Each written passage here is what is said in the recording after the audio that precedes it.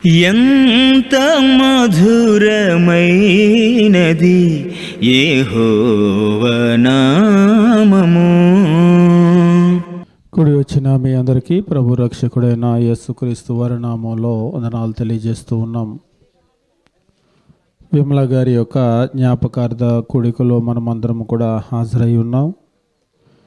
వాస్తవంగా మానవుని యొక్క మరణం అనేటువంటిది ఎన్నిసార్లు మనము జ్ఞాపకం చేసుకున్నా కానీ అది హఠాత్తుగా వస్తుంది. మనం ఎవరూ కూడా దాన్ని ఊహించేటువంటి పరిస్థితి ఉండదు అని అనేక మార్లు మనము జ్ఞాపకం చేసుకుంటూ ఉన్నప్పటికి కూడా మన దాకా వచ్చేసరికి మరలా అది క్రొత్తగానే ఉంటుంది. మన కుటుంబ సభ్యుల దాకా వచ్చేసరికి క్రొత్తగానే ఉంటుంది. హఠాత్తుగా సహోదరులు ఫోన్ చేసి ఇలాగ స్వామి గారి వదిన గారు చనిపోయారు హఠాత్తుగా అని తెలియజేశారు. ఎవరి మరణం ఎప్పుడు వస్తుందనేటువంటిది అసలు ఊహించలేకపోతున్నాం. ముఖ్యంగా ఈ కరోనా తర్వాత మాకు కూడా విజయవాడలో మా బజార్లోనే నిన్న లేదు మొన్న ఒకరు చనిపోయారు. వాళ్ళ మనవుడిని తీసుకొని ఆడుకుంటూ ఉంటారు ఆ రోడ్డు మీద, అందరికీ కూడా తెలుసు. హఠాత్తుగా గ్యాస్ నొప్పి అని అన్నారట. అంటే ఇప్పుడు అది గ్యాస్ నొప్పి గుండె నొప్పి కూడా అర్థం కావటం లేదు. హఠాత్తుగా చనిపోయారు. అలాగనే మా నాన్నగారి స్నేహితులు కూడా 2 రోజుల క్రితం ఆయన కూడా తెల్లవారుజామున రాత్రి గ్యాస్ ఇలాగ నొప్పి వచ్చిందని ఇంట్లో వాళ్ళని లేపారట. ఏదో జెల్సిల్ ట్యాబ్లెట్ ఇచ్చారు, దాన్ని మింగారు. బాగానే ఉందిలే మీరు పడుకోండి అని అన్నారట. వెళ్ళి పడుకున్నారు. తెల్లారుజామున అయ్యేసరికి లేచి వాళ్ళు పక్క గదిలో ఉన్నారు. తలుపు కొడదామని లేచాడు కానీ తను కొట్టలేకపోయాడు. చాలాసేపటి తర్వాత ఆ తలుపల శబ్దం వచ్చి వీళ్ళు లేచారు. లేచేసరికి ఏదో తేడాగా ఉందని అంబులెన్స్ పిలిచారు. హాస్పిటల్కి తీసుకుని వెళ్ళేసరికి చనిపోయాడు. అంటే ఆయనకు వచ్చింది ఇద్దరు, మళ్ళీ వాళ్ళ పిల్లలిద్దరూ నర్సులే. అయినప్పటికీ కూడా కాపాడుకోలేకపోయారు. అది ఏ నొప్పి అనేది అర్థం కాలేదు. అంటే ఈవేళ మనం తినే తిండి కూడా అలాగనే ఉంది. ఏ చికెన్లో మటన్లో బిర్యానీలో తిని గ్యాస్ నొప్పి వచ్చిందేమో అని అనుకుంటూ ఉన్నారు. వాస్తవంగా అది ఏదనేటువంటిది ఊహించడం కూడా కష్టంగా ఉన్న పరిస్థితులు. అయితే మనుషులుగా మనం ఎన్ని అనుకున్నప్పటికీ కొంచెం ముందు తీసుకెళ్తే బాగుండేదేమో, అది ఒకవేళ మనం కనిపెడితే బాగుండేదేమో అని మనుషులుగా ఆలోచన చేస్తూ ఉంటాం. కానీ అది మన చేతిలో లేదు. ఒకవేళ వాళ్ళకి ఆయుష్ అనేటువంటిది కనుక దేవుడు భూమి మీద ఉంచితే ఖచ్చితంగా అది మనం కనిపెట్టగలుగుతాం. బైబిల్లో మనం చూసినప్పుడు దేవుని వాక్యం ఈ రీతిగా చెప్తూ ఉంటాడు. మానవుని యొక్క మరణాన్ని గురించి మనం గమనించేటప్పుడు హెబ్రీయులకు రాసినటువంటి పత్రిక మనం గమనించినప్పుడు దేవుని వాక్యము తెలియజేస్తూ 9వ అధ్యాయము 27వ వచనంలో దేవుని వాక్యం ఈ రీతిగా చెప్తూ ఉంటాడు. మనుషులు ఒక్కసారి మృతి పొందవలని నియమింపబడినో ఆ తరువాత తీర్పు జరుగునో అని అంటూ ఉంటాడు. మనుషులు ఒక్కసారి మృతి పొందాలి అని నియమించబడింది. మనం ఎంత ఆలోచన చేసినప్పటికీ కూడా మానవుని మరణము అనేటువంటిది దేవుడు యొక్క నియామకం. అది దాన్ని ఎవరు కూడా తప్పించుకోలేరు. అయితే మనమందరం కూడా మరణించాలని తెలుసు, కానీ మనం ఎక్కువ కాలం బ్రతకాలని కోరుకుంటూ ఉంటాం. సాధ్యమైనంత ఎక్కువ కాలం. ఒకవేళ ఆరోగ్యం బాగలేకపోయినా దాన్ని సరి చేసుకొని 100,000, 1,000, లక్షలు ఖర్చు పెట్టుకొనైనా సరే ఇంకా కొంతకాలం బ్రతకాలని మనం ప్రయాసపడుతూ ఉంటాం. అయితే మనకు బైబిల్ తెలియజేసే విషయం ఏమిటి అంటే ఆయుష్ అనేటువంటిది దేవుని చేతిలో ఉంది. ఆయుష్ మన చేతిలో లేదు. బైబిల్లో పలు సందర్భాల్లో తెలియజేస్తూ ఉంటాడు. ఒకసారి హిజ్కియా అనేటువంటి రాజు కూడా తన ఆయుష్ అయిపోయింది అని ప్రవక్త ద్వారా దేవుడు తెలియజేసినప్పుడు అతడు ఏడ్చి కన్నీరు కార్చి దేవుని దగ్గర ప్రార్థన చేసినప్పుడు ఇంకా 15 సంవత్సరాల ఆయుష్ దేవుడు ఆయనకి పొడిగించడం జరిగింది. అంతేకాదు బైబిల్లో మనం గమనించేటప్పుడు పలు సందర్భాలలో ఆయుష్ అనేటువంటిది దేవుని చేతిలో ఉన్నట్లుగా చెప్తూ ఉంటాడు. జీవ మరణాలు అనేటువంటివి, చావు పుట్టుకలు 2 కూడా దేవుని చేతిలోనే ఉన్నాయి. ఒక మనిషి ఎప్పుడు పుట్టాలి అనేటువంటిది మన చేతిలో లేదు. కొంతమంది తిథులు నక్షత్రాలు నమ్మేటువంటి వాళ్ళు ఉంటారు. మా బజార్లో కూడా, అంటే మా ఇంటికి ముందు బజార్లో ఒకరు వీటి మీద బాగా నమ్మకం అన్నమాట. గర్భిణీగా ఉన్నటువంటి స్త్రీ కనటానికి సమయం వచ్చినప్పటికి కూడా తెల్లారి కంటే మంచి నక్షత్రం ఏదో ఉందని చెప్పేసి అన్నారట. అంటే ఆ రోజుకి ఆపుకొని తెల్లారికి కనటానికి ఆ మంచి నక్షత్రం ఉంది కదా, దానిలో కనటానికి వీళ్ళు మానవ ప్రయత్నం చేశారు. కానీ ఏమైందంటే వికటించి ఇప్పుడు పుట్టాలి అన్నా కానీ అది వాళ్ళు పుట్టేటప్పుడు పుట్టాలంతే. మనము ముందు పుట్టిద్దాం తర్వాత పుట్టిద్దాం అంటే మన చేతిలో ఉండదు. ఒక్కొక్కసారి ప్రయత్నం చేస్తూ ఉంటారు. అలాగనే మరణం వచ్చినప్పుడు కూడా ఎప్పుడు వాళ్ళు వెళ్ళిపోవాలో ఇకప్పుడు వెళ్ళిపోవటమే, అంతేగాని కొంతకాలం ఆపుదామని మనం ప్రయత్నం చేసినప్పటికీ కూడా అది మన చేతిలో ఉండదు. బైబిల్లో మనం గమనించేటప్పుడు మనిషి యొక్క పుట్టుక, మనిషి యొక్క చావు, మరణము, ఈ రెండు కూడా దేవుని చేతిలోనే ఉన్నట్లుగా మనం చూస్తూ ఉంటాం. కీర్తనల గ్రంథము మనం గమనించేటప్పుడు కీర్తనకారుడు ఈ రీతిగా తెలియజేస్తూ ఉంటాడు. మానవుని యొక్క మరణాన్ని గురించి మాట్లాడుతూ కీర్తనల గ్రంథం మనం గమనించినప్పుడు 90వ కీర్తన మనం చూసినట్లయితే దేవుని వాక్యం ఈ రీతిగా తెలియజేస్తూ ఉంటాడు. మనిషి ఎలా ఉన్నాడు అనేటువంటి మాటను తెలియజేస్తూ 90వ కీర్తన మనం గమనించినప్పుడు 3వ వచనము, నీవు మనుష్యులను మంటికి మార్చుచున్నావు అని అంటూ ఉంటాడు. నీవు మనుష్యులను మంటికి మార్చుచున్నావు, నరులారా తిరిగి రండని నీవు సెలవిచ్చుచున్నావు. నరులారా తిరిగి రండని దేవుడు సెలవిస్తూ ఉన్నాడు. నీవు మనుష్యులను మంటికి మారుస్తున్నావు. ఇక్కడ మానవుని గురించి, మానవుని పుట్టుకను గురించి, మానవుని మరణాన్ని గురించి క్రైస్తవుల యొక్క నిరీక్షణ అనేటువంటిది చాలా గొప్పది. ఎందుకు అని అంటే మనిషి యొక్క జీవితం ఏమిటో దేవుడు స్పష్టంగా వారికి తెలియజేయటం జరిగింది. అందువల్లనే మరణం అనేటువంటిది లోకంలో ఉన్నటువంటి ఇతరులకు కలిగించినంత దుఃఖము వీరికి కలిగించదు. మరొక రకంగా చెప్పాలి అంటే మరణం అనేటువంటిది లోకంలో కొందరి జీవితాలను చిదిమివేస్తూ ఉంటుంది. వారి జీవితంలో ఉన్నటువంటి ఆశను పూర్తిగా చంపివేస్తూ ఉంటుంది. కానీ దేవుణ్ణి నమ్మినటువంటి వారు, ముఖ్యంగా దేవుని మీద ఆధారపడినటువంటి వారు, క్రైస్తవులు, వారికి మరణం అనేటువంటిది అంత పెద్ద సమస్యగా ఉండదు. అంటే కొంత సమస్యగానే ఉంటుంది. అయ్యో మనతో పాటు ఉన్నటువంటి మన వాళ్ళను కోల్పోయామే, భార్యను కోల్పోయామే, భర్తను కోల్పోయామే అనే బాధ ఉంటుంది. కానీ పూర్తిగా ఇక మన జీవితం అనేటువంటిది ఇక నశించిపోయింది, లేకపోతే ఇక నా జీవితంలో ఆశే లేదు అనుకునే పరిస్థితి ఉండదు. దానికి కలిగినటువంటి కారణం ఏమిటంటే దేవుని మీద ఆధారపడటం. ఈరోజు మనం ఏం గమనించబోతున్నామంటే అసలు మానవుని గురించి, మానవుని యొక్క పుట్టుకను గురించి, మానవుని మరణాన్ని గురించి బైబిల్ ఏం చెప్తూ ఉంది? బైబిల్ని నమ్మేటువంటి వారి విశ్వాసం ఏమిటి? మరణం అనేటువంటిది మానవుని ముగింప, లేదా మరణం తర్వాత ఏమైనా ఉందా? ఒకవేళ ఉంటే దానివలన మనకు ప్రయోజనం ఏమిటి? తదితర విషయాలను ఈరోజు మనం గమనించడానికి ప్రయత్నం చేద్దాం. మానవుని గురించి బైబిల్ చెప్పేటువంటి విషయము చాలా స్పష్టంగా చెప్తూ ఉంది. బైబిల్ ప్రారంభంలోనే మనం గమనించినప్పుడు 2వ అధ్యాయము, ఆదికాండము 2వ అధ్యాయము 7వ వచనం మనం గమనించినప్పుడు దేవుని వాక్యం ఈ రీతిగా తెలియజేస్తూ ఉంటాడు. ఆదికాండము 2వ అధ్యాయము 7వ వచనం మనం గమనించేటప్పుడు, దేవుడైన యెహోవా నేల మంటితో నన్ను నిర్మించి వాని నాసికా రంధ్రముల్లో జీవవాయువును ఉదగా నరుడు జీవాత్మాయను. లోకంలో ఈరోజు ముఖ్యంగా చదువుకున్నటువంటి వాళ్ళు, సైన్స్ని నమ్మేవాళ్ళు, వాళ్ళ ఆలోచన ఏమిటి అంటే మానవుడు కోతి నుంచి వచ్చాడు అని నమ్ముతూ ఉంటారు. పరిణామ సిద్ధాంతం అంటే ఒక జీవిలో నుండి మార్పు చెంది మరొక జీవి, అలాగా మానవుడు కూడా వచ్చాడు అనేటువంటిది వారి నమ్మకం.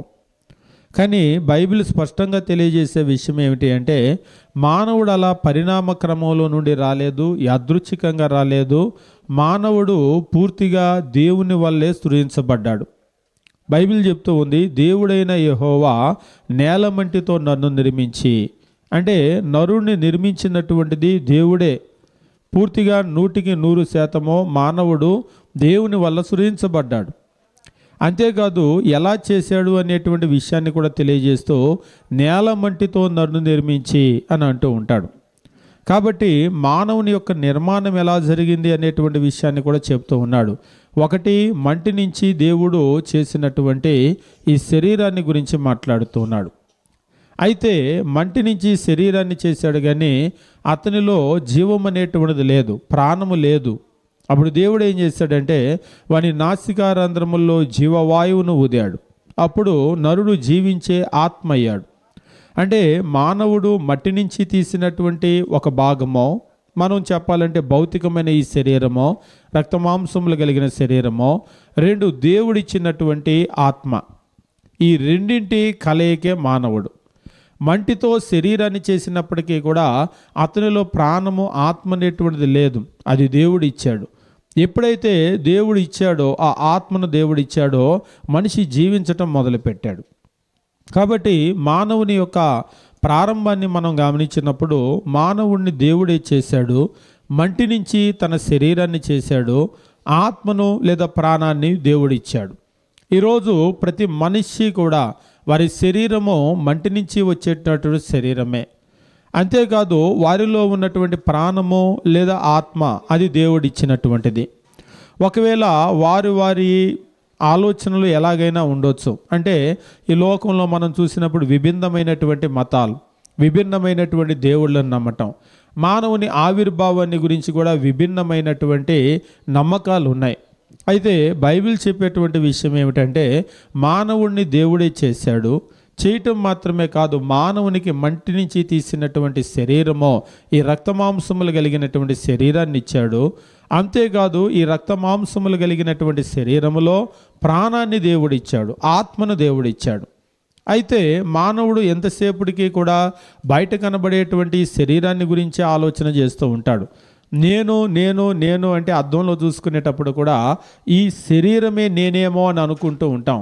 కానీ నిజమేమిటంటే నిజమైనటువంటి నేను ఎవరంటే లోపల ఉన్నటువంటి ఆ ఆత్మ, ప్రాణము. అది ఎప్పుడైతే ఈ శరీరంలో నుంచి వెళ్ళిపోతుందో ఇంక ఈ శరీరానికి విలువ అనేటువంటిది ఉండదు. ఉదాహరణకి విమల గారు కూడా, వారిలో ప్రాణం ఉన్నంత వరకు విమల గారు తమ కుటుంబ సభ్యులతో కలిసి ఇక్కడే ఉన్నారు, ఇంట్లోనే ఉన్నారు. ఎప్పుడైతే ప్రాణం పోయిందో అప్పుడు ఏం చేశారు? ఇంకా విమల గారే అని చెప్పేసి ఇంట్లో ఉంచారా? ఉంచలేదు. ఆ తర్వాత మనం ఏం చేస్తామో, ప్రాణం ఎప్పుడైతే పోయిందో ఇక శరీరానికి మనము ఇక అంతిమంగా చేసేటువంటి ఆ కార్యక్రమాలు ఏవైతే ఉంటాయో ఆ కార్యక్రమాలన్నీ కూడా చేస్తూ ఉంటాం. భూస్థాపిత కార్యక్రమం లేదా కొన్ని వాళ్ళ మతాచారాలను బట్టి, లేదంటే వాళ్ళ నమ్మకాలను బట్టి కాల్చటమో లేదంటే మట్టిలో పాతి పెట్టటమో చేస్తూ ఉంటారు. ఏం చేసినప్పటికీ కూడా మంటి శరీరం అనేది మంటికి వెళ్ళిపోతుంది, పంపించేస్తారు, వాళ్ళే పంపించేస్తారు. అదే ఆ శరీరంలో ప్రాణము, ఆత్మ ఉంటే పంపిస్తారా? పంపించరు. కొద్దిగా అలాగా ఊపిరి ఉన్నా సరే మనం ఏం చేస్తామో, హాస్పిటల్ తీసుకెళ్ళటమో, ఇంకా ప్రయత్నం చేయటమో, ఇంకా బ్రతికించమని అడగటమో లేదు. మొన్న కూడా ఒకసారి ఇలాగనే హాస్పిటల్కి తీసుకొని వెళ్తే వెంటనే ₹1,00,000 కట్టమన్నారండి డబ్బులు. ఉన్న పలంగా బ్రతుకుతారో లేదో తెలియదు, ముందెళ్ళి ₹1,00,000 కట్టమంటే ఉన్న పలంగా వాళ్ళు ₹1,00,000 కట్టారు. ఏది ఇంకా కొద్దిగా ఊపిరి ఉంది కాబట్టి బ్రతుకుతారేమో అని. అయితే ఎప్పుడైతే ఆ ప్రాణం అనేటువంటిది వాళ్ళలో పోతుందో ఇంకా శరీరాన్ని ఏం చేస్తామంటే మనమే తీసుకొని వచ్చి ఆ మట్టి శరీరాన్ని మట్టికి పంపించేస్తాం. అయితే ఒకవేళ మనకు ఆ మానవుని ప్రారంభం తెలుసో లేదో తెలియదు. అంటే మంటి నుంచి వచ్చింది కాబట్టి మంటికి పంపించాలి అని తెలుసో లేదో తెలియదు. కానీ మంటి నుంచి వచ్చిన శరీరం మంటికి మనం ఎందుకు పంపిస్తున్నామని ఎప్పుడైనా ఆలోచన చేశామా? ప్రతి మతంలో కూడా వాళ్ళు కాల్చటమో లేదంటే పాతి పెట్టటమో ఏదో ఒక రకంగా మట్టి శరీరాన్ని మట్టికి పంపిస్తూ ఉన్నారు. ఎందుకలా పంపిస్తూ ఉన్నారు? బైబిల్ దానికి స్పష్టమైనటువంటి సమాధానాన్ని ఇస్తూ ఉంటుంది. ఆదికాండము మనం గమనించేటప్పుడు 3వ అధ్యాయము మనం చూసినట్లయితే దేవుడు ఆదాముతో ఒక మాటను తెలియజేస్తూ ఉంటాడు. ఆదికాండము 3వ అధ్యాయము మనం గమనించినప్పుడు 19వ వచనము దేవుని వాక్యం ఈ రీతిగా తెలియజేస్తూ ఉంటాడు. మంటి నుంచి వచ్చినటువంటి ఆదాముకు చెప్తూ, నీవు నేలకు తిరిగి చేరు వరకు నీ ముఖపు చెమట కార్చి ఆహారము తిందువో. మొట్టమొదటి మనిషి ఆదాముతో చెప్తూ ఉన్నాడు. మట్టి నుంచి వచ్చినటువంటి ఆ మనిషికి చెప్తున్నాడు, నీవు నేలకు తిరిగి చేరు వరకు నీ ముఖపు చెమట కార్చి ఆహారము తిందువు. నేలకు తిరిగి చేరు వరకు అంటే తను తిరిగి ఎక్కడికి వెళ్ళిపోతాడట? నువ్వు నేలకు తిరిగి చేరే వరకు అంటే నువ్వు నేలకు తిరిగి చేరిపోతావు. ఏ నేల నుంచి వచ్చావో అదే నేలకు నువ్వు తిరిగి చేరతావు. ఇది దేవుని యొక్క ఆలోచన. అయితే మనుషులు ఏమనుకుంటారంటే అసలు మరణం లేకుండా ఉంటే ఎంత బాగుంటుంది అని కూడా ఆలోచన చేస్తూ ఉంటారు. అమృతం అనేటువంటిది ఒకటి ఉంటుంది, దాన్ని గనక త్రాగితే అసలు మరణం అనేటువంటిది ఉండదంట, ఎల్లప్పుడూ కూడా జీవిస్తాము, అమరులుగా ఉంటాము అని అనుకుంటూ ఉంటారు. కానీ నిజమేమిటి అంటే మానవుడిని దేవుడు అలా చేయలేదు. మనిషి మరణించాలనేటువంటిదే దేవుని ఆలోచన. ఆదాముతో కూడా చెప్తూ ఉన్నాడు, నీవు నేలకు తిరిగి చేరు వరకు నీ ముఖపు చెమట కార్చి ఆహారము తిందువు, ఏలయనగా నేల నుండి నీవు తీయబడితివి, నీవు మన్నే గనక తిరిగి మన్నైపోదు అని చెప్పాను. ఆదాముతో చెప్తూ ఉన్నాడు. అంటే మనిషికి తాను ఎక్కడి నుంచి వచ్చాడనేటువంటిది తనకు తెలుసా అంటే అవును తెలుసు. ఉదాహరణకి చిన్నపిల్లలు ఉంటారు, మీ నాన్న ఎవరు అంటే ఏమో నాకు తెలియదు అంటారా? నేను పుట్టక ముందు సంగతులు నాకెలా తెలుసు అంటారా? అనరు. మీ నాన్న ఎవరు అంటే చూపిస్తారు. నీకు ఎలా తెలిసిందంటే ఎలా తెలిసింది? చెప్తే తెలిసింది అంతే కదా. మీ అమ్మ, మీ నాన్న, మీ పిన్ని, మీ బాబాయి, వీళ్ళు అని మనం చెప్పటాన్ని బట్టి వాళ్ళకి తెలిసింది. చెప్పకపోతే తెలియదు కదా. మానవుడు తను ఎలా పుట్టాడో తనకి ఎలా తెలుస్తుంది? అసలు మానవుడు ఎలా ఈ భూమి మీదకి వచ్చాడో ఎలా తెలుస్తుంది? తను ఎవరైతే భూమి మీదకి తెచ్చారో ఆయన మానవుడికి చెప్పాడు నువ్వు ఎలా వచ్చావు అనేటువంటి విషయం. అంతేకాదు నువ్వు ఏమైపోతావు అనేటువంటి విషయాన్ని కూడా చెప్పాడు. నువ్వు నేల నుంచి వచ్చావు, అదే నేలకు నువ్వు తిరిగి చేరిపోతావు అంటున్నాడు. నీవు నేలకు తిరిగి చేరు వరకు నీ ముఖపు చెమట కార్చి ఆహారము తింటావు అంటే అందులో చెప్పకుండానే ఒక విషయం చెప్పాడు, నువ్వు నేలకు తిరిగి చేరిపోతావు, నీవు మన్నే గనక నేల నుండి నీవు తీయబడితేవి, నీవు మన్నే గనక తిరిగి మన్నైపోదువు అని చెప్పాను. కాబట్టి మనుషులు ఈ లోకంలో వాళ్ళు రకరకాలైనటువంటి కులాలు లేదంటే రకరకాలుగా వాళ్ళు విడగొట్టుకున్నప్పటికీ కూడా ఈ ప్రపంచంలో ఉన్న ప్రతి మనిషి కూడా దేవుని నుంచి వచ్చినటువంటి వాళ్ళే, ఆ ఆదాము నుంచి వచ్చినటువంటి వాళ్ళే. అందుకనే మీరు గమనించండి, ఏ దేశమైనా ఏ దేవుడిని పెట్టుకున్నా వారి నమ్మకం ఏదైనా కానీ మంటి శరీరాన్ని మరలా తీసుకొని వెళ్ళి మంటిలో కలిపేస్తూ ఉంటారు. అది కాల్చడం కావచ్చు, పాతి పెట్టడం కావచ్చు, ఏదైనా. కాబట్టి ఇదంతా ఎప్పటి నుంచి మొదలైంది మీరు ఒక్కొక్కసారి గమనించండి. ఈ జంతువులు చనిపోయినప్పుడు లేదా కుక్కలో లేకపోతే అవో పశువులో చనిపోయినప్పుడు ఖచ్చితంగా వాటిని మట్టిని తవ్వి మట్టిలో పెట్టాలని ఉండదు, మట్టికి పంపించరు, అలా పడేస్తూ ఉంటారు. కానీ మనిషి గనక చనిపోతే ఎక్కడైనా సరే మనిషి చనిపోతే ఏం చేస్తూ ఉంటారు? మీరు పాతకాలం ప్రాచీన కాలం నుంచి కూడా చూడండి, మనిషి చనిపోయినప్పుడు మనిషిని మరలా మంటిలో పాతి పెట్టడం అనేటువంటిది చూస్తూ ఉంటారు. అంటే దానికి కలిగినటువంటి కారణం ఏమిటంటే మొట్టమొదటే దేవుడు నువ్వు మంటి నుంచి వచ్చావు, నువ్వు మంటికి వెళ్ళిపోతావు అని చెప్పేసి అంటూ ఉన్నాడు. అవును, మంటి శరీరము మంటికి వెళ్ళిపోయింది, అయితే మరి అతనిలో ప్రాణము ఆత్మ ఒకటి ఉండాలి కదా, అది ఎక్కడికి వెళ్ళిపోయింది అని ఆలోచన చేస్తే మనిషి అంటే కేవలము మంటి శరీరం మాత్రమే కాదుగా, అతనిలో ప్రాణము లేదా ఆత్మ ఉంది, మరి అది ఎక్కడికి వెళ్ళిపోయింది?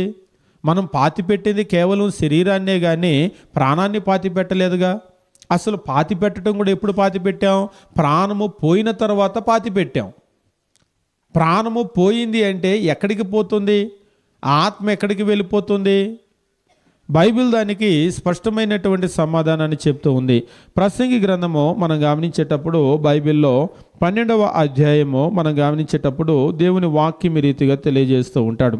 ప్రసంగి గ్రంథము 12వ అధ్యాయము 7వ వచనం మనం గమనించేటప్పుడు మానవుని యొక్క మరణాన్ని గురించి తెలియజేస్తూ మన్నైనది వెనుకటి వలెనే మరల భూమికి చేరును అని అంటూ ఉంటాడు. ఇది అక్కడ మనం ఆదాము విషయంలో కూడా దేవుడు చెప్పాడు, నువ్వు నేల నుండి తీయబడ్డావు, నువ్వు మన్నే గనక మన్నైపోదు అని. కాబట్టి ఈ మంటి శరీరము మన్నైనది వెనుకటి వలెనే మరల భూమికి చేరును, ఆత్మ దాని దయచేసిన దేవుని యొద్దకు మరలపోవును. ఆత్మ దాన్ని దయచేసిన దేవుని యొద్దకు మరలపోవును. మరలపోవును అనేటువంటి మాటను మనం రిటర్న్ జర్నీ అని అంటూ ఉంటాం. అంటే ఇప్పుడు నేను విజయవాడ నుంచి వచ్చాను, మీటింగ్ అయిపోయిన తర్వాత ఏం చేస్తారంటే మరలా విజయవాడ వెళ్ళిపోతాను, అక్కడి నుంచే కదా వచ్చాను, మరలా అక్కడికి వెళ్ళిపోతాను. ఈ భూమి మీదకి వచ్చినటువంటి ప్రతి మనిషి కూడా దేవుని యొద్ద నుంచే వచ్చారు. మరణించేటప్పుడు మరలా ఏం జరుగుతుంది అంటే మరలా మన ఆత్మ అక్కడికే వెళ్ళిపోతుంది. ఎక్కడి నుంచి అయితే వచ్చిందో ఆత్మ అక్కడికి వెళ్ళిపోతుంది, ఎక్కడి నుంచి అయితే వచ్చిందో శరీరమో మరలా అక్కడికే వెళ్ళిపోతుంది. కాబట్టి మానవుని యొక్క జీవితం అనేటువంటిది ఏం జరుగుతుంది మరణంలో అంటే, మరణంలో మంటి నుంచి వచ్చిన శరీరం మంటికి వెళ్ళిపోతుంది, దేవుని దగ్గర నుంచి వచ్చినటువంటి ఆత్మ దేవుని దగ్గరకు వెళ్ళిపోతుంది.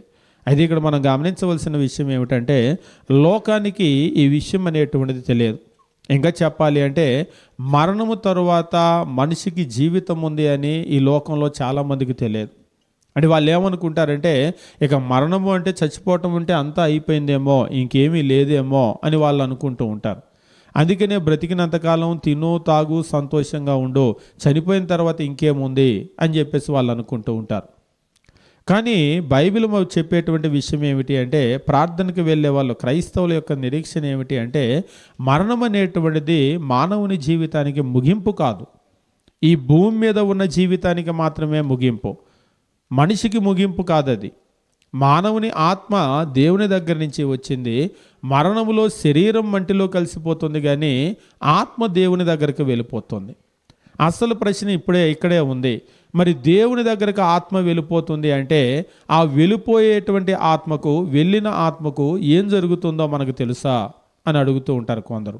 అవును, ప్రపంచంలో మీరు గమనించినప్పుడు పెద్ద పెద్ద తత్వవేత్తలు అని చెప్పేసి అన్నటువంటి వాళ్ళందరూ చేసిన పనిదే. ఉదాహరణకు మీరు లోకంలో గనక గమనించినట్లయితే, సోక్రటీస్ అని చెప్పేసి ఒక మనిషి పేరు, చాలా ప్రసిద్ధి చెందినటువంటి వ్యక్తి, ఫిలాసఫర్స్ అని చెప్పేసి అంటూ ఉంటారు. సోక్రటీస్ కావచ్చు, అరిస్టాటిల్ కావచ్చు, ప్లేటో కావచ్చు, ఈ తత్వవేత్తలందరూ కూడా వీళ్ళు ఆలోచన చేసినటువంటి విషయాలు ఏమిటంటే, లోకం ఎందుకు వాళ్ళని గొప్పవాళ్ళు అందంటే, ఈ భూమి మీద విషయాలను కనుక ఆలోచన చేసినట్లయితే వాళ్ళు గొప్పవాళ్ళు అని లోకం చెప్పేది కాదు. ఈ భూమిని దాటిన తర్వాత ఉన్నటువంటి విషయాలను గురించి వాళ్ళు ఆలోచన చేశారు. ఉదాహరణకు మనం ఈ భూమి మీదకు వస్తున్నామంటే అసలు ఎక్కడి నుంచి వస్తున్నాం? ఇప్పుడు నేను ఇక్కడికి వచ్చాను, మీరు ఎక్కడి నుంచి వచ్చారంటే, నేను గాల్లో నుంచి దిగానండి, ఇక్కడికి మీటింగ్ ఉంది అని నేను దిగానంటే మీరు ఎవరైనా నమ్ముతారా? ఎవరు నమ్మరు. నన్నే కాదు, ఎవరు అలాగ రారు, ఎక్కడి నుంచో రావాలి, అంతే కదా. ఇప్పుడు వీళ్ళు ఏం ఆలోచన చేశారంటే, మనిషి భూమి మీదకు వస్తున్నాడంటే ఎక్కడి నుంచి వస్తున్నాడు, ఎక్కడి నుంచో రావాలి, ఎక్కడి నుంచి వస్తున్నాడు. మనిషి వెళ్ళిపోతున్నాడు అంటే ఎక్కడికి వెళ్ళిపోతున్నాడు? ఎక్కడికో వెళ్ళాలి కదా, ఎక్కడికి వెళ్తున్నాడు? ఈ విషయాలను గురించి వాళ్ళు ఆలోచన చేయటం మొదలుపెట్టారు. వాస్తవంగా మానవునికి తెలియని ఎన్నో విషయాలు ఉన్నాయి. ఒక్కొక్కసారి ఏంటంటే, మనకు తెలియని విషయాలు ఎదుటి వాళ్ళకి ఇంకెవరికన్నా తెలుస్తూ ఉంటాయి. అందుకనే మనం అడుగుతూ ఉంటాం. సోక్రటీస్ చేసిన పని కూడా అదే, ప్రతి ఒక్కరిని కూడా వీటిని గురించి అడిగేటువంటి వాడు. అయితే వీరు అడిగారు, కానీ వీటికి సమాధానం చెప్పగలిగినటువంటి జ్ఞాని ఈ లోకంలో ఏ మనిషి కాదు. ఏ మనిషి దగ్గర అటువంటి జ్ఞానం లేదు. ఈ జ్ఞానం అనేటువంటిది కేవలం దేవుని దగ్గర మాత్రమే ఉంది. ఎందుకంటే ప్రతి మనిషి కూడా వెనక్కి గనక వెళ్ళిపోతే, నువ్వెక్కడి నుంచి వచ్చావంటే మా అమ్మ, నువ్వెక్కడి నుంచి వచ్చావంటే మా ముందు వాళ్ళు, మా ముందు వాళ్ళు, మా ముందు వాళ్ళు, అలా గనక వెళ్తే ఆ మొదటి మనిషి దగ్గరికి వెళ్ళి ఆగుతాం. నువ్వెక్కడి నుంచి వచ్చావంటే, ఉదాహరణకు లోకంలో అడుగుతూ ఉంటారు, కోడి ముందా, గుడ్డు ముందా, విత్తు ముందా, చెట్టు ముందా అని అడుగుతూ ఉంటారు. అది $1 మిలియన్ ప్రశ్న అనమాట. దానికి ఎవ్వరు సమాధానం చెప్పలేరు అని వాళ్ళ భావన. అయితే బైబిల్ కనుక మీరు చదివితే మొట్టమొదటి పేజీలోనే తెలియజేస్తూ ఉంటాడు, చెట్టే ముందు, కోడే ముందు. ముందు దేవుడు ఏం చేశాడంటే చెట్లను చేశాడు, ఆ తర్వాత వాటి క్రమం చొప్పున విత్తనాలు ఇచ్చేటట్లుగా వాటిని చేశాడు. ముందు దేవుడు ఏం చేశాడంటే ప్రతి జీవిని చేశాడు, ఆ తర్వాత వాటి నుండి ఒక క్రమాన్ని ఏర్పాటు చేసి పునరుత్పత్తిని దేవుడు ఏర్పాటు చేశాడు. కాబట్టి బైబిల్ మనం చదివేటప్పుడు వీటన్నింటికీ కూడా స్పష్టమైనటువంటి సమాధానం ఇస్తూ ఉంది. మానవుని గురించి కూడా, మానవుని ఆవిర్భావం ఏమిటో చెప్పినటువంటి బైబిల్లో, మంటి నుంచి మన శరీరం వచ్చింది, మన లోపలికి ప్రాణము ఆత్మ దేవుడిచ్చాడని చెప్పిన బైబిల్లో, మానవునికి మరణంలో ఏం జరుగుతుందో కూడా చెప్పింది. మరణంలో మంటి శరీరం మంటికి వెళ్ళిపోతుంది, దేవుని దగ్గర నుంచి వచ్చిన ఆత్మ దేవుని దగ్గరికి వెళ్ళిపోతుంది. మరి వెళ్ళిపోయినటువంటి ఆత్మల గురించి కూడా చెప్పిందా అంటే అవును, స్పష్టంగా చెప్పింది. వెళ్ళిపోయినటువంటి ఆత్మ ఎక్కడికి చేరుతుంది అనేటువంటి విషయము. ఉదాహరణకు బైబిల్లో మనం గమనించినప్పుడు లూకా సువార్త అనేటువంటి ఒక సువార్త ఉంటుంది. అందులో 16వ అధ్యాయం మనం గమనించినప్పుడు 19వ వచనం నుంచి మనం చూసినప్పుడు ఇక్కడ ఇద్దరు వ్యక్తుల గురించి మాట్లాడుతూ ఉంటాడు క్రీస్తు ప్రభు. మాట్లాడుతూ, ధనవంతుడు ఒకడు ఉండెను, అతడు ఊదా రంగు బట్టలు సన్నపు నార వస్త్రాలు ధరించుకొని ప్రతిదినము బహుగా సుఖపడుచుండువాడు. లాజరు అనే ఒక దరిద్రుడు ఉండెను, వాడు కురుపులతో నిండిన వాడే ధనవంతుని ఇంటి వాకిట పడి ఉండెను. పడి ఉండి అతని బల్ల మీద నుండి పడు రొట్టె ముక్కలతో ఆకలి తీర్చుకొనగోరెను. అంతేగాక కుక్కలు వచ్చి వాని కురుపులు నాకెను. ఇక్కడ ఒక ధనవంతుని గురించి, ఒక దరిద్రుని గురించి క్రీస్తు ప్రభు చెప్తూ ఉంటాడు. చెప్పేటువంటి సందర్భంలో వాస్తవంగా మరణం తర్వాత ఏం జరుగుతుంది అనేటువంటిది చాలా స్పష్టంగా చెప్పినటువంటి సందర్భం ఇది. ఇక్కడ మనం ఏం గమనిస్తున్నామంటే, ఒక ధనవంతుడు ఉన్నాడు, ఒక దరిద్రుడు ఉన్నాడు. ఎంత ధనమున్నా కానీ మరణం అనేటువంటిది ప్రతి ఒక్కరికి రావాల్సిందే. ఇందాకడే మనం గమనించాం, మనుషులు ఒక్కసారి మృతి పొందాలి అని నియమించబడింది. కాబట్టి మనకున్న డబ్బు మన మరణాన్ని ఆపలేదు, మనకున్న చదువు మన మరణాన్ని ఆపలేదు. కలెక్టర్ గారైనా సరే మరణించాల్సిందే, అమెరికా ప్రెసిడెంట్ అయినా మరణించాల్సిందే. మరణములో ఎవరికి కూడా మినహాయింపు లేదు. అప్పుడప్పుడు కొందరు అడుగుతూ ఉంటారు, భూమి మీద మరణము రుచి చూడని వ్యక్తులు ఎవరైనా ఉన్నారా అని. ఉన్నారు. బైబిల్లో మనం చూసినప్పుడు 2 వ్యక్తులు మాత్రమే కనబడుతూ ఉంటారు. ఒకటి హానోకు, 2 ఏలియా. ఇంకా చెప్పాలంటే సాక్షాత్తు క్రీస్తు ప్రభువు కూడా మరణాన్ని రుచి చూశాడు. ఆయనకు కూడా లేదా మినహాయింపు. ఒకసారి ఒకరు అడిగారు, హానోక్కి ఉన్న ఆ మినహాయింపు, ఏలియాకున్న మినహాయింపు క్రీస్తుకి ఎందుకు లేదు అని. ఆయనకు కూడా మినహాయింపు ఇస్తే మనం పాపులుగానే ఉండిపోయేవాళ్ళం. కాబట్టి ఆయనకి మినహాయింపు ఎందుకు లేదంటే మన వల్లే లేదు. మనమందరము కూడా మన పాపంలో నుంచి విడుదల పొందాలి అంటే రక్తం అనేటువంటిది చిందించబడాలి. కాబట్టి ఆయన మరణాన్ని రుచి చూడవలసిన అవసరం వచ్చింది. కాబట్టి భూమి మీదకు వచ్చినటువంటి ఆ 2 మినహా ఈ ప్రపంచంలో ప్రతి వ్యక్తి కూడా మరణాన్ని రుచి చూస్తూనే ఉన్నాడు, రుచి చూడవలసిందే. దాని నుంచి మినహాయింపు ఇంకెవరికి కూడా లేదు. ఈ భూమి ఉన్నంత వరకు కూడా ఉండదు. కాబట్టి ఈ భూమి ఇంకా కొంతకాలం అయితే ఏదన్నా అమృతం కనుక్కునే అవకాశాలు ఉన్నాయంటే అటువంటి ఆలోచనలు, నమ్మకాలు ఎట్టి పరిస్థితుల్లో 1% కూడా పెట్టుకోవటానికి బైబిల్ ప్రకారం అయితే అవకాశం లేదు. ఈ భూమి ఉన్నంత వరకు భూమి మీదకి వచ్చేటువంటి ప్రతి మనిషి కూడా మరణించాల్సిందే. అయితే ఇందులో కొందరికి మినహాయింపు ఉంటుంది. ఎవరికి అంటే, క్రీస్తు ప్రభు రెండో రాకడలో ఆయన వచ్చేటప్పటికి ఎవరైతే సజీవులుగా ఉన్నారో, ఉదాహరణకు ఆయన ఇప్పటికిప్పుడు వచ్చాడు అనుకోండి, వస్తే మనమందరం చనిపోవాల్సిన పని లేదు. ఈ భూమి మీద ఉన్నటువంటి వీరందరూ కూడా చనిపోరు. ఏం జరుగుతుందంటే వీళ్ళందరూ కూడా మార్పు చెందుతారు. కాబట్టి ఇక్కడ మనం గమనించవలసిన విషయం ఏమిటి అంటే, మరణము అనేటువంటిది ప్రతి మనిషికి కూడా తథ్యం. అందులో నుంచి తప్పించుకునేటువంటి వారు ఎవరు కూడా లేరు. ఇక్కడ ధనవంతుడు, లాజరు అనేటువంటి ఒక దరిద్రుని గురించి చెప్తూ 22వ వచనము, ఆ దరిద్రుడు చనిపోయి దేవదూతల చేత అబ్రహాము రొమ్మును ఆనుకొనుటకు కొనిపోబడెనో, ధనవంతుడు కూడా చనిపోయి పాతి పెట్టబడెనో. 23వ వచనంలో వారి ఇరువురు చేరినటువంటి స్థలము, మరణించిన తర్వాత వారు ఏ స్థలానికి చేరారనేటువంటిది క్లియర్గా చెప్తూ ఉన్నాడు. 23లో అప్పుడు అతడు పాతాళములో బాధపడుచు. ఇప్పుడు మీటింగ్ అయిపోయిన తర్వాత మీరు ఎక్కడికి వెళ్తారని నన్ను అడిగారు అనుకోండి, మళ్ళీ విజయవాడ నుంచి వచ్చాను, విజయవాడకి వెళ్ళిపోతాను. ఇప్పుడు దేవుని దగ్గర నుంచి వచ్చామో మళ్ళీ దేవుని దగ్గరికి వెళ్ళిపోతామంటే ఎక్కడికి వెళ్ళిపోతాము అని ఎవరైనా పిన్ పాయింట్ అంటే ప్రెసైజ్గా దాన్ని చెప్పండి, ఖచ్చితంగా మనం ఏ స్థలానికి వెళ్తాం చెప్పండి అని అడిగారు అనుకోండి, బైబిల్లో చెప్తూ ఉన్నాడు, మరణించినటువంటి ప్రతి ఒక్కరూ కూడా వెళ్ళేటువంటి స్థలం ఏమిటంటే పాతాళము. దాని తెలుగులో పాతాళము అని చెప్పేసి అన్నాడు. దాన్నే మీరు ఆంగ్లంలో కనుక గమనించినట్లయితే హేడీస్ అని చెప్పేసి అంటూ ఉంటాడు. వాస్తవంగా అది ఒక ఆంగ్ల పదం కాదు, ఒక గ్రీకు పదం. ఈ హేడీస్ అనేటువంటి పదానికి అన్సీన్ రెల్మ్ అని చెప్పేసి అర్థం, అదృశ్య లోకము, కంటికి కనబడని లోకము. మనిషి కంటికి అన్నీ కనబడవు, నేను నమ్మనంటారు కొంతమంది, కానీ నిజం ఇది. మన లోపల ఒక ప్రాణం ఉంది, మన కంటికి కనబడదు, ఏ మిషన్కి కనబడదు, ఏ ఎక్స్రేకి కనబడదు, కానీ నిజం ఏంటంటే మన లోపల ప్రాణం ఉంది. మనందరికి కూడా తెలుసు ప్రాణం ఉందని.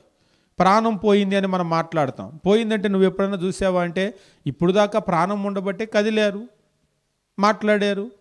కాబట్టి ఇప్పుడు కదలటం లేదు అంటే అందులో ప్రాణం లేదు. కానీ ప్రపంచంలో ఎవరి కంటికి కనబడలేదు ఇంతవరకు ఎవరి ప్రాణం, ఇక మీదట కూడా ఎవరికి కనబడదు. ఒకసారి ఒకరు అడిగారు, రాబోయే రోజుల్లో ప్రాణాన్ని చూసే మిషన్లు ఏమైనా కనిపెడతారా అని. ఎందుకంటే ఎక్స్రే మిషన్లు లేకపోతే రకరకాల స్కానింగ్ మిషన్లు కనిపెట్టారు కదా, రాబోయే రోజుల్లో ప్రాణాన్ని ఏమన్నా చూసేటువంటి మిషన్లు ఉంటాయంటే ఎట్టి పరిస్థితుల్లో అవకాశం లేదు. పోనీ ప్రశ్న మరొక రకంగా అడుగుదాం, రాబోయే రోజుల్లో మనిషి కంటికి గాలి కనబడుతుందా అంటే, ఇప్పుడు గాలి ఇక్కడ ఉంది, రాబోయే రోజుల్లో మనిషి గాలిని చూస్తాడా అంటే, కాబట్టి మానవుని యొక్క నేత్రము, ఈ నేత్రముకు ఉన్నటువంటి లిమిటేషన్ మనకు అర్థం కావాలి. మనిషికి ఉన్నటువంటి ఈ కన్ను అన్నింటినీ చూడలేదు. భౌతిక సంబంధమైనటువంటి వాటిని మాత్రమే ఈ కన్ను చూడగలదు. అంతేగాని ఆత్మను కన్ను చూడలేదు, ప్రాణాన్ని కన్ను చూడలేదు. కాబట్టి ఇంకొక 100 సంవత్సరాలైనా 1000 సంవత్సరాలైనా మనిషి కన్ను భౌతికమైనటువంటి వాటినే చూడగలదు, కానీ ఆత్మను ఎప్పటికీ కూడా చూడలేదు. కాబట్టి మనం గమనించవలసిన విషయం ఏమిటి అంటే, మానవుని యొక్క ఆత్మను ఇంతవరకు ఎవరు చూడలేదు, ఇక మీదట కూడా చూసేటువంటి పరిస్థితి లేదు. అలాగని అది లేదు అని చెప్పేసి మనం చెప్పడానికి లేదు. ఎందుకంటే మనిషికి ప్రాణం ఉంది, ఎవరు చూడకపోయినా అది ఉందని అర్థమవుతూ ఉంది. బైబిల్ స్పష్టంగా చెప్తుంది, మానవుడు మరణించిన తర్వాత వారి ఆత్మ ఎక్కడికి వెళ్తుందంటే అప్పుడు అతడు పాతాళములో బాధపడుచు అని అన్నాడు. అంటే అతడు పాతాళానికి చేరాడు, పాతాళ లోకానికి. అంతేకాదు అక్కడ చెప్తూ ఉంటాడు, కన్నులెత్తి దూరం నుంచి అబ్రహామును అతని రొమ్మును ఆనుకుని ఉన్న లాజరును చూశాడు. అంటే ధనవంతుడు మాత్రమే కాదు, అబ్రహాము లాజరు కూడా ఆ లోకంలోనే ఉన్నారు, పాతాళ లోకంలో. అంటే బైబిల్ ప్రకారం మనకు అర్థమయ్యేది ఏమిటి అంటే, మరణించినటువంటి వారందరూ కూడా వెళ్ళే లోకం ఏమిటి అంటే పాతాళం. ఇప్పుడు ఆంధ్ర రాష్ట్రంలోనే కొన్ని జిల్లాలు ఉన్నాయి, జిల్లాలుగా విభజించారు, అలాగే మండలాలుగా విభజించారు.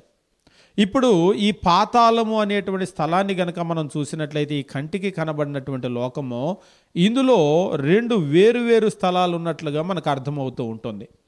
కింది వచనాలు మనం గమనించినప్పుడు ఇక్కడ పాతాళములో ఆ ధనవంతుడు బాధపడుతూ ఉన్నాడు. దూరం నుంచి అబ్రహామును అతని రొమ్మును ఆనుకొని ఉన్న లాజరును చూశాడు. చూసి ఆయన ఏమడుగుతున్నాడంటే, తండ్రివైన అబ్రహామా, నా యందు కనికరపడి తన వ్రేలి కొనను నీళ్లలో ముంచి నా నాలుకను చల్లార్చుటకు లాజరును పంపు, నేను ఈ అగ్నిజ్వాలల్లో యాతన పడుచున్నానని కేకలు వేసి చెప్పాను. ఇందులో మనం గమనించేటువంటి మరికొన్ని విషయాలు ఉన్నాయి. అదేమిటి అంటే, అక్కడికి వెళ్ళినటువంటి ధనవంతుడు అగ్నిజ్వాలల్లో యాతన పడుతూ ఉన్నాడు. అంటే ఆయన బాధపడుతూ ఉన్నాడు, చాలా తీవ్రమైనటువంటి బాధను అనుభవిస్తూ ఉన్నాడు. అంటే మరణించిన తర్వాత మనకి ఏం జరుగుతుంది అని అంటే, మన ఆత్మ అనేటువంటిది ఒకటి పాతాళము లోపలికి వెళ్ళి వేదన పొందే స్థలం ఒకటి ఉంది, అక్కడ వేదన అనుభవిస్తూ ఉంటుంది. అయితే పాతాళం అంతా వేదన పొందేటువంటి స్థలం కాదు. అక్కడ మనం గమనించినప్పుడు కింది వచనాల్లో 25వ వచనము, అందుకు అబ్రహాము, కుమారుడా, నీవు నీ జీవితకాలం ముందు నీకు ఇష్టమైనట్టు సుఖం అనుభవించావు, నువ్వు నీకు ఇష్టమైనట్టుగా సుఖం అనుభవించావు, నీ ఇష్టానికి నువ్వు బ్రతికావు, అందుకనే ఇప్పుడు నువ్వు ఇక్కడికి వచ్చి యాతన అనుభవిస్తూ ఉన్నావు. అలాగే లాజరు కష్టము అనుభవించినని జ్ఞాపకం చేసుకో, ఇప్పుడైతే వాడు ఇక్కడ నెమ్మది పొందుతున్నాడు, నువ్వు యాతన పడుతున్నావు.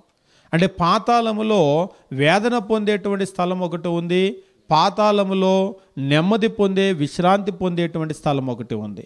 కాబట్టి ఇది ఈ వచ్చిన భాగాలు చదివేటప్పుడు బైబిల్ మనకు అర్థమయ్యేది ఏమిటి అంటే, మరణించినటువంటి వారి శరీరము ఇక్కడే మంటిలో కలిసిపోతుంది, కానీ ఆత్మ దేవుని దగ్గరకు వెళ్ళిపోతుంది. దేవుని దగ్గరకు అంటే ఇంకా ఖచ్చితంగా చెప్పాలి అంటే, మరణించినటువంటి వారి ఆత్మలన్నీ కూడా పాతాళ లోకం ఒకటి ఉంది, అక్కడికి వెళ్ళిపోతున్నాయి.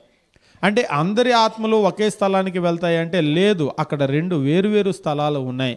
ఒకటి వేదన పొందేటువంటి స్థలము, 2 విశ్రాంతి పొందే, నెమ్మది పొందేటువంటి స్థలము.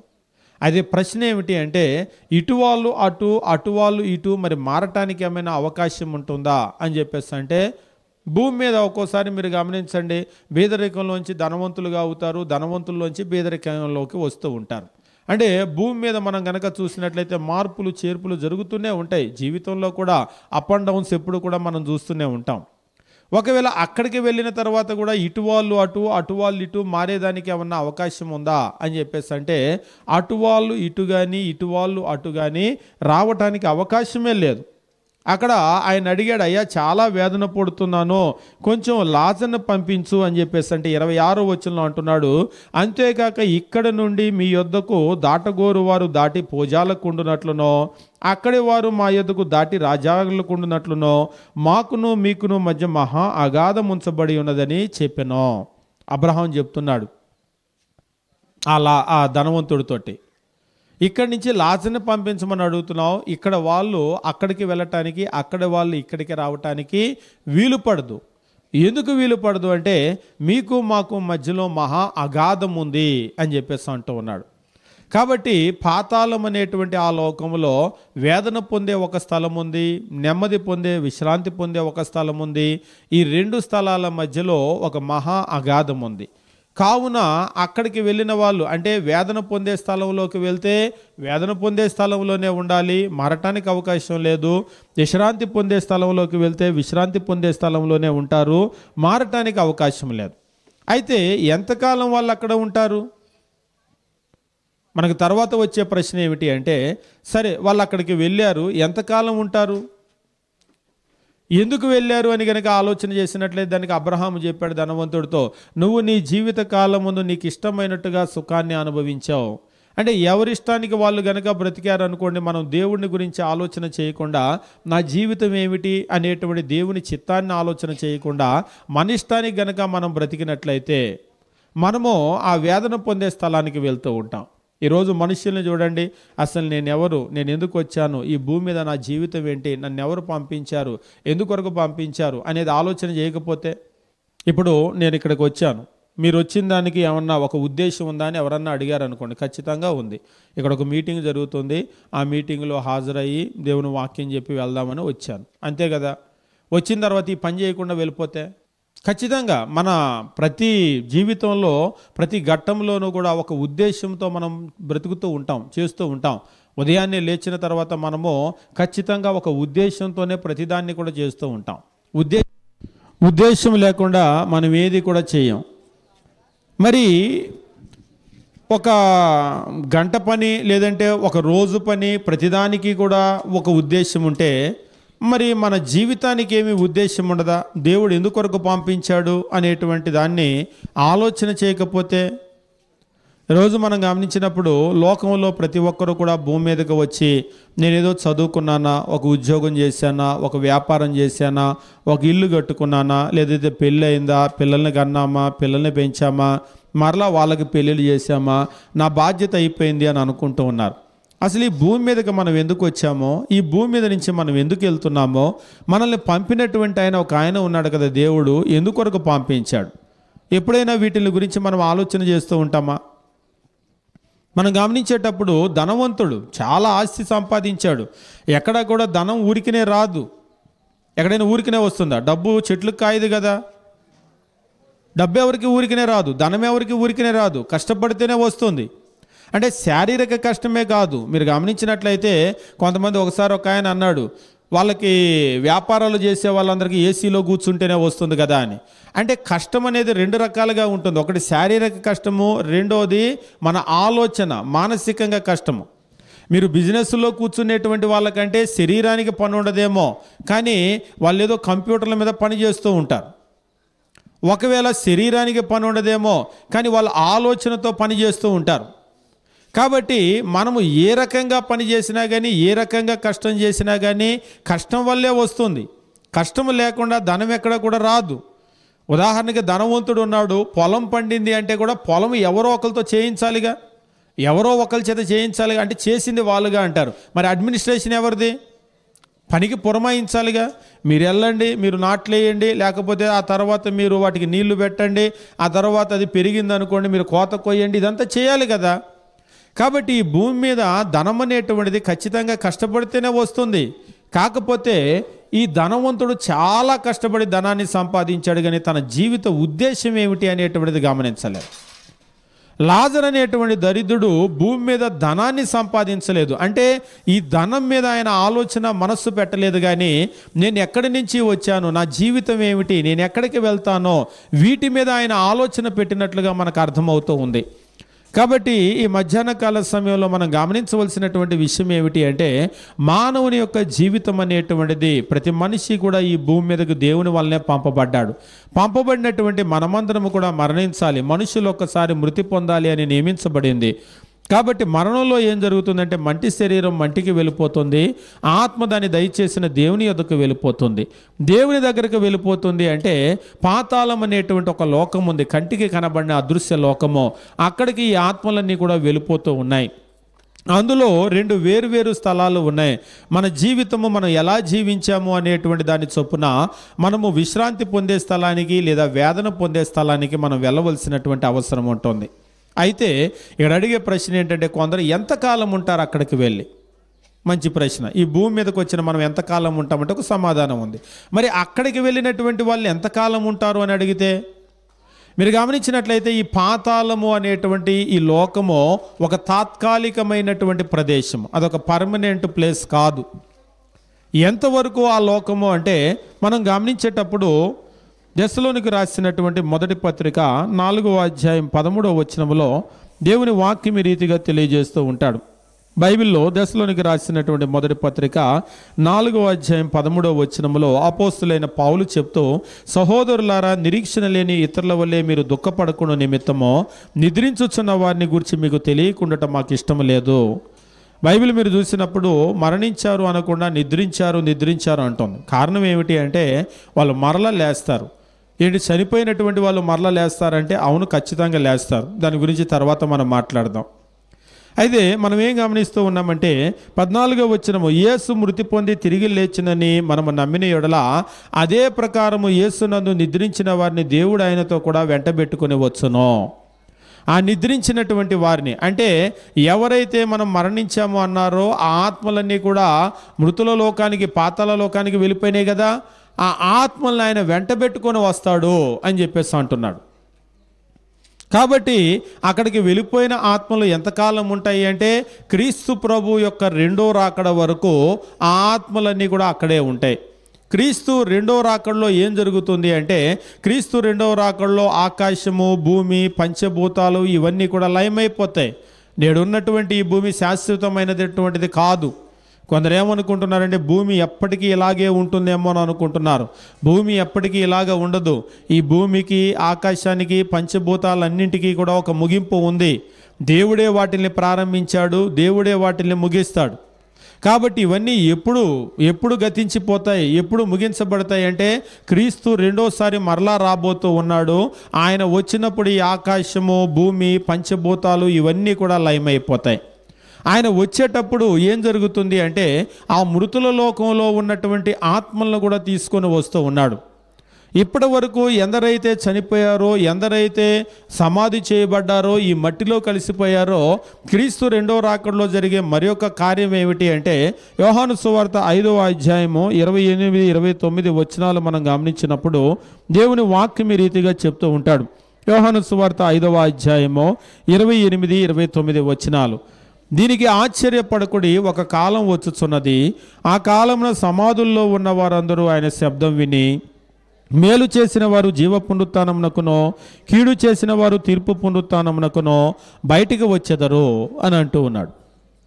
అంటే సమాధుల్లో ఉన్న వాళ్ళు బయటికి వస్తారా అంటే అవును. బైబిల్ చెప్పేటువంటిది ఏమిటి అంటే, సమాధుల్లో ఉన్న వారందరూ కూడా బయటికి వస్తారు. నిజంగా ఇది చాలా ఆశ్చర్యం కలుగుతుంది.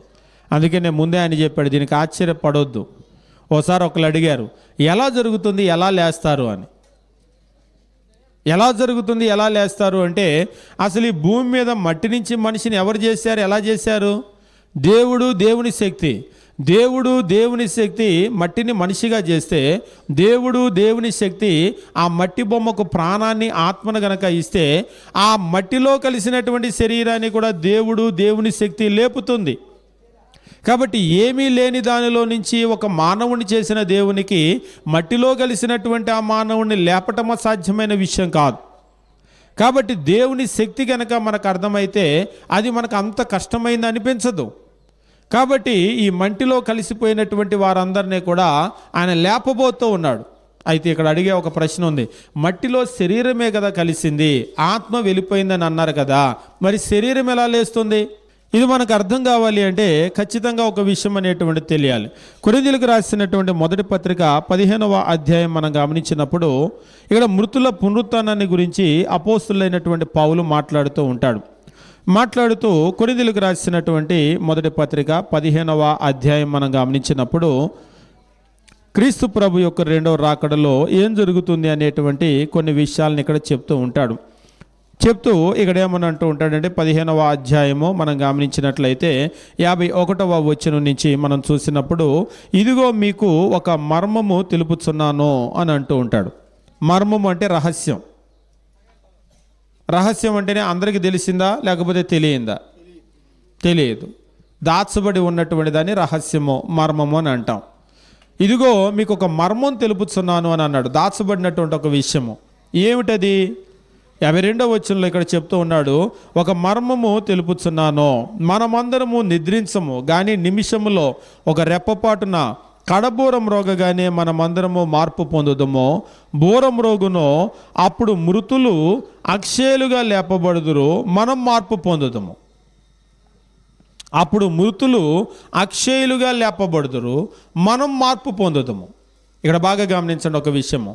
ముందు బ్రతికున్న వాళ్ళని గురించి ఆలోచన చేద్దాం. మనం మార్పు పొందుదాము. మనం మార్పు పొందటం అంటే మనకు ఒకటి భౌతిక శరీరం ఉంది, 2 దానిలో ఆత్మ ఒకటి ఉంది.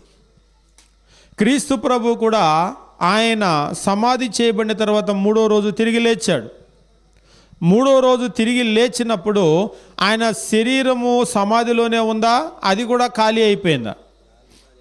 ఖాళీ అయిపోయిందా అంటే దాని అర్థం ఏంటి? తిరిగి లేచినటువంటి క్రీస్తు ప్రభు కేవలం ఆత్మగానే ఉన్నాడా? ఆయనకు ఒక శరీరం, మహిమ శరీరం ఉందా? ఇదిగో నా గాయాలు చూడండి అని అంటూ ఉన్నాడు. అంటే ఈ గాయాలు ఎక్కడ గాయాలు? సిలువలో ఆయనకు కొట్టినటువంటి మేకులు. తెలివిగల వాళ్ళకు కొన్ని ప్రశ్నలు వస్తాయి. ఒకసారి ఒకరు నన్ను అడిగారు, గాయాలు చూడండి అని అన్నారు కదా, ఈ గాయాలు ఎప్పుడు మాంతాయి అని అడిగారు. శరీరం అంటే గాయం ఉంటే ఆ గాయం మానటానికి కొంత సమయమో మందో మాకో ఏదో ఉంటుంది. మరి గాయాలు చూడండి అంటే ప్రస్తుతానికి ఇంకా ఈ పచ్చి గాయాలుగానే కనబడుతున్నాయి. అవి ఎప్పటికి మాంతాయి, ఎట్లా మాంతాయి, దానికి ఏమైనా మందులు ఉంటాయా? శరీరానికి ఉండే మందులు అంటే ఏ డాక్టర్ గారి దగ్గరికి వెళ్తే రాస్తాడు, MBBS, MS, MD ఏదో ఉంటారు, మందులు రాస్తారు. మరి వీటి పరిస్థితి ఏంటి అని అడిగారు. ఇంటికి వెళ్ళిన తర్వాత ఒకసారి ఆలోచన చేయండి ఆ విషయము. ఆ మొత్తానికి అక్కడ మనకు కనిపించేటువంటి విషయం ఏంటంటే, ఇదిగో నా గాయాలు చూడండి అని చెప్పేసి అన్నాడు. అంటే మనకి ఏమర్థమవుతుందంటే, భౌతికమైనటువంటి శరీరంలో ఏవైతే మేకులు కొట్టారో అదే శరీరం కనబడుతుంది, కానీ అదే స్వభావాన్ని కలిగి లేదు. బాగా గమనించండి, అదే శరీరం కనబడుతుంది కానీ ఆ శరీరము అదే స్వభావం కలిగి లేదు. ఇంతకు ముందు ఉన్నటువంటి శరీరం లాగా ఆయనకిప్పుడు ఆ రక్త మాంసాలు లేవు. అంటే మనం గమనించేటువంటి రక్తము, నశించిపోయేటువంటి మాంసము ఇప్పుడు ఆ శరీరానికి లేవు. ఒకవేళ బైబిల్లో మనం చూసినప్పుడు క్రీస్తు ప్రభు తిరిగి లేచిన తర్వాత తలుపులు వేస్తుంటే అందులోనికి వచ్చేసాడు ఆయన. అంటే ఇది మహిమ శరీరము. మునుపున్నటువంటి లాంటి స్వభావం కలిగి లేదు ఈ శరీరం. మునుపున్నటువంటి శరీరం అయితే తలుపులు వేస్తుంటే అలా రావడం సాధ్యపడదు. కావాలంటే తలుపులు వేస్తుంటే మీరు ఇలా లోపలికి వెళ్ళాలని మీరు ట్రై చేయండి, పడేలు మనం కొట్టుకుంటుంది ఆ తలుపు. అంటే ఆ తలుపు మనల్ని ఆపేస్తూ ఉంది. కానీ క్రీస్తు ప్రభువుని మీరు గమనించినప్పుడు ఆయన చనిపోకముందు ఆయన శరీరం కూడా అలాంటిదే, కానీ తిరిగి లేచిన తర్వాత ఆ శరీరం మారిపోయింది. తలుపులు వేస్తుంటే లోపలికి వెళ్ళిపోయాడు. హఠాత్తుగా కనబడుతున్నాడు, హఠాత్తుగా మాయమైపోతున్నాడు, హఠాత్తుగా ప్రత్యక్షం అవుతున్నాడు. మునుపున్న శరీరం అలాంటిది కాదు. కాబట్టి క్రీస్తు ప్రభు ఆయన మృతుల పునరుత్థానములో ప్రథమ ఫలంగా ఉన్నాడు. అంటే ఆయన మొదటివాడు, మనం తర్వాత వాళ్ళము. అంటే ఆయన ఎలాగైతే ఉన్నాడో మనం కూడా అలాగనే ఉండబోతూ ఉన్నాం. కాబట్టి దాన్ని బట్టి మనకు అర్థమయ్యేది ఏమిటి అంటే, క్రీస్తు శరీరం ఎలా మారిపోయిందో మన శరీరాలు కూడా మారిపోతాయి. అంతేకాదు మన లోపల ఒక ఆత్మ ఉంటుందని అన్నాం కదా, ఆ ఆత్మ మనలోనే ఉంటుంది. ఆ ఆత్మే అసలైనటువంటి మనం. ఈ శరీరం కూడా అవసరమా అని అడిగారు ఒకరు. అవును, ఖచ్చితంగా అవసరమే. క్రీస్తు ప్రభువుని చూస్తే శరీరాన్ని సమాధిలో వదిలేయలేదు, ఆ శరీరమే తిరిగి లేచింది. ఇక్కడ ఒక విషయాన్ని తెలియజేసి ముందుకెళ్ళిపోతా. క్రీస్తు మరణించినప్పుడు నేడు నీవు నాతో కూడా పరదేశులో ఉందువు అని అన్నాడు. క్రీస్తు ప్రభువును మనం గమనించినప్పుడు ఆయన నేడు నీవు నాతో కూడా పరదేశులో ఉందువు అని అన్నాడు. అంటే ఆయన ఆత్మ అక్కడికి వెళ్ళిపోయింది, శరీరం ఏమో సమాధిలో ఉంది. 3వ రోజు తిరిగి లేచినప్పుడు అక్కడి నుంచి ఆయన ఆత్మ రావటమో ఈ శరీరమో ఇక్కడి నుంచి లేవటమో జరిగినాయి. అంటే మనం కూడా ఏం జరుగుతుంది అంటే, అక్కడి నుంచి ఆత్మను వెంటబెట్టుకొని వస్తాడు. దెస్సలోనిక పత్రికలో చెప్పినట్లుగా ఇక్కడున్న ఆయన సమాధిలో శరీరం ఎలాగైతే లేచిందో మనవి కూడా సమాధుల్లో ఉన్న శరీరాలన్నీ కూడా లేస్తాయి. లేచినప్పుడు ఆయన శరీరం ఎలాగైతే మార్పు చెందిందో అలాగనే మన శరీరాలన్నీ మార్పు చెందుతాయి. దాన్నే యోహాను సువార్త 5వ అధ్యాయము 28లో చెప్పాడు. ముగించేసుకుందాం మనం. 28, 29 వచనాలు ఇందాక మనం చదివాము. దీనికి ఆశ్చర్యపడకుడి, ఒక కాలం వచ్చుచున్నది, ఆ కాలమున సమాధుల్లో ఉన్న వారందరూ ఆయన శబ్దాన్ని వింటారు. మేలు చేసిన వారు జీవ పునరుత్థానమునకునో, కీడు చేసిన వారు తీర్పు పునరుత్థానమునకునో బయటకు వచ్చెదరు. కాబట్టి మరణము అనేది, సమాధి అనేది మనిషికి ముగింపు కాదు. అందులో నుంచి మనం అందరం కూడా లేపబడబోతూ ఉన్నాం. ఎవరెవరు లేపబడతారు? కేవలం ప్రార్థనకి వెళ్ళే వాళ్ళేనా అంటే కాదు, ప్రతి మనిషి కూడా లేపబడతాడు. వారందరూ కూడా లేపబడి క్రీస్తు న్యాయపీఠం ఎదుట ప్రత్యక్షం అవుతారు అని బైబిల్ తెలియజేస్తూ ఉంది. చివరిగా ఒక వచనాన్ని చదువుకొని మనం ముగించుకుందాం. కొరింథీయులకు రాసినటువంటి 2వ పత్రిక 5వ అధ్యాయం మనం గమనించేటప్పుడు 10వ వచనంలో దేవుని వాక్యం ఈ రీతిగా చెప్తూ ఉంటాడు. ఎందుకనగా తాను జరిగించిన క్రియల చొప్పున అవి మంచివైనను సరే చెడ్డవైనను సరే దేహముతో జరిగించిన వాటి ఫలమును ప్రతివాడు పొందునట్లు మనమందరము క్రీస్తు న్యాయపీఠం ఎదుట ప్రత్యక్షము కావాలేనో. కాబట్టి శరీరముతో ఉన్నప్పుడు మన జీవితంలో మనం ఏ క్రియలు చేశామో, మంచి అయితే మంచి, చెడు అయితే చెడు, వాటికి తగినటువంటి న్యాయము, తీర్పు అనేటువంటిది జరుగుతుంది. దానికి తగినటువంటి ప్రతిఫలాన్ని మనం అందరం కూడా పొందవలసి ఉన్నది. అందుకొరకు మనమందరం కూడా క్రీస్తు న్యాయపీఠం ఎదుట ప్రత్యక్షం అవుతాం. కాబట్టి మానవునికి మరణం అనేటువంటిది ముగింపు ఎంత మాత్రము కూడా కాదు. మరణము తర్వాత ఏం జరుగుతుందంటే మన ఆత్మ దేవుని దగ్గరకు వెళ్ళిపోతుంది. ఇంకా ఖచ్చితంగా చెప్పాలంటే పాతాళ లోకము, అక్కడ వేదన పొందే స్థలం ఉంది, విశ్రాంతి పొందే స్థలం ఉంది. అయితే శాశ్వతంగా అక్కడ ఉంటాయంటే లేదు, క్రీస్తు 2వ రాకడ వరకు అక్కడ ఉంటాయి. క్రీస్తు వచ్చేటప్పుడు ఆత్మల్ని వెంటబెట్టుకొని వస్తాడు. ఇక్కడ పాతి పెట్టినటువంటి సమాధుల్లో ఉన్న ఈ శరీరాలన్నీ కూడా ఆయన 2వ రాకడలో లేస్తాయి. అయితే లేచినప్పుడు క్రీస్తు శరీరం ఎలాగైతే మారిపోయిందో, మహిమ శరీరంగా మారిందో, దాని స్వభావం అనేటువంటిది మారిపోతుంది. ఇందాక కొరింథీయులకు రాసిన మొదటి పత్రిక 15వ అధ్యాయము 51 నుంచి మనం గమనించినట్లయితే క్షయమైన ఈ శరీరము అక్షయతను స్వతంత్రించుకొనును అని అంటాడు. అంటే నశించిపోయినటువంటి ఒక గుణంలోనికి మారిపోతూ ఉంటుంది. ఆ తర్వాత మనమందరము కూడా క్రీస్తు న్యాయపీఠం ఎదుట ప్రత్యక్షం అవుతామో, మనం ఏ క్రియలు చేశామో ఆ క్రియల చొప్పున మనమందరం కూడా తీర్పు పొందుతాం. కాబట్టి గమనించవలసిన విషయం ఏమిటంటే మరణం అనేటువంటిది మనిషికి ముగింపు కాదు. మరణం తర్వాత మనందరికీ కూడా జీవితం ఉంది. ఇంకా చెప్పాలి అంటే యుగ యుగాలు కూడా మనం ఉంటాం. ముగింపు అనేటువంటిది లేదు ఆత్మకు. కాబట్టి విమల గారిని కూడా మరలా చూసేటువంటి అవకాశం ఉంటుందా అని ఎవరైనా అడగవచ్చు. ఖచ్చితంగా ఉంటుంది. మరణము అనేటువంటిది మానవునికి ముగింపు కాదు, ఆత్మ దేవుని దగ్గరికి వెళ్ళిపోతుంది. మనం కూడా మరణించిన తర్వాత మనమందరం కూడా కలుసుకుంటాం. మనం గమనించాం, ధనవంతుడు వెళ్ళాడు, అక్కడ ఉన్న లాజర్ని చూశాడు, గుర్తుపట్టాడు. కాబట్టి రేపు మరలా మరణించిన తర్వాత విమల గారి ఆత్మను చూస్తే గుర్తుపట్టగలమా అంటే ఖచ్చితంగా గుర్తుపట్టేటువంటి అవకాశం ఉంది. కాబట్టి ఇప్పుడు మనము దూరం అయ్యామే అనేటువంటి బాధ ఉంటుంది, కానీ ఒకరోజు మనం అందరం కూడా కలుసుకుంటున్నాము అనేటువంటి ఆలోచన మనిషికి ఎప్పుడైతే తెలుసుకున్నాడో, నేర్చుకున్నాడో, మరణం అనేటువంటిది అంత దుఃఖం అనేటువంటిది కలిగించదు. అందుకనే వారికి ఆదరణ కలగటానికి ఈ మాటలు దేవుడు తెలియజేస్తున్నాడు. మరణము తరువాత కూడా మనందరం కూడా కలిసేటువంటి అవకాశం ఉంది. అయితే చివరిగా నేను చెప్పే మాట ఏమిటంటే కలుస్తాం, కానీ ఎక్కడ కలుస్తాం? వేదన పొందే స్థలంలో అందరం కలుస్తామా? విశ్రాంతి పొందే స్థలంలో మనం అందరం కలుసుకోబోతున్నామా అనేది ఆలోచన చేయాలి.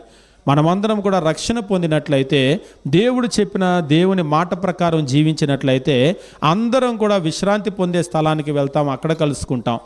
తీర్పు తర్వాత కూడా పరలోకానికి వెళ్తాం, యుగయుగాలు కూడా నెమ్మది పొందుతాం. కాబట్టి దేవుని చిత్తం ఏమిటో గుర్తించి దాని ప్రకారం మనం జీవిద్దామో, ఆ మాటలతో మనమందరం కూడా ఆదరణ పొందుదాం. మీ అందరికీ వందనాలు తెలియజేస్తూ ముగిస్తూ ఉన్నాం.